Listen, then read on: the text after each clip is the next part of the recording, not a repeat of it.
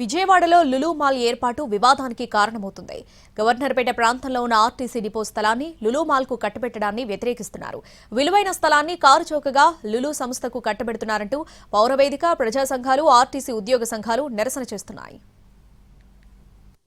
ఆంధ్రప్రదేశ్లో లులు మాల్స్ ఏర్పాటు వివాదాలమయంగా మారింది. అటు విశాఖపట్నంలో, ఇటు విజయవాడలోనూ భూముల కేటాయింపుపై ప్రతిపక్షాలు మండిపడుతున్నాయి. ప్రజా సంఘాలు కూడా ప్రభుత్వ స్థలాలను కట్టబెట్టడం పట్ల ఆగ్రహం వ్యక్తం చేస్తున్నాయి. న్యాయస్థానాలు సైతం సంబంధిత జీవో 137ను కొట్టేస్తాయంటున్నారు.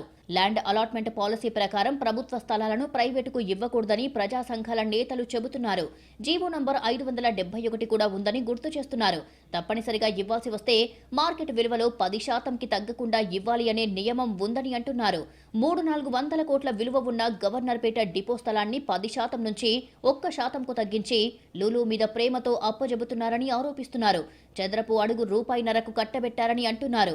లులుకు అతి చౌకగా భూములు అప్పజెప్పడం వెనుక రహస్యమేంటో సీఎం చంద్రబాబు చెప్పాలని డిమాండ్ చేస్తున్నారు ప్రజా సంఘాల నేతలు. ప్రజల ఆస్తులకు సీఎం అంటే ఒక ధర్మకర్త మాత్రమే అంటున్నారు. విశాఖ సిఆర్జెడ్ లో కూడా భూములు ఇవ్వడానికి కూడా ప్రజా సంఘాలు వ్యతిరేకిస్తున్నాయి. అలాగే కోర్టులు జీవోలను కొట్టేస్తాయని గట్టిగా చెబుతున్నారు. ప్రజల ఆస్తుల విషయంలో కోర్టులు చెప్పిన తీర్పులు పట్టించుకోవడం లేదంటున్నారు.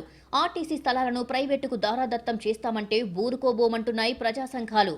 పౌర సంఘాలు, న్యాయవాదులు, ఆర్టీసీ యూనియన్లు నిరసనలు చేస్తున్నాయి. పాత బస్టాండ్ ముందు నిరసన ధర్నా నిర్వహించాయి. అభివృద్ధి పేరిట సామాజిక సంపద కార్పొరేట్లకు దోచిపెట్టొద్దంటున్నారు మాజీ మంత్రి వడ్డే శోభనాద్రీశ్వరరావు. ఉద్యోగాల పేరుతో ప్రైవేటుకు దోచిపెట్టడం సరైనది కాదంటున్నారు. కరేడు లాంటి చోట వనరులకు, వచ్చే ఉద్యోగాలకు సంబంధం లేదంటున్నారు. లులుకు కేరళలో 2 మాల్స్ ఉన్నాయి.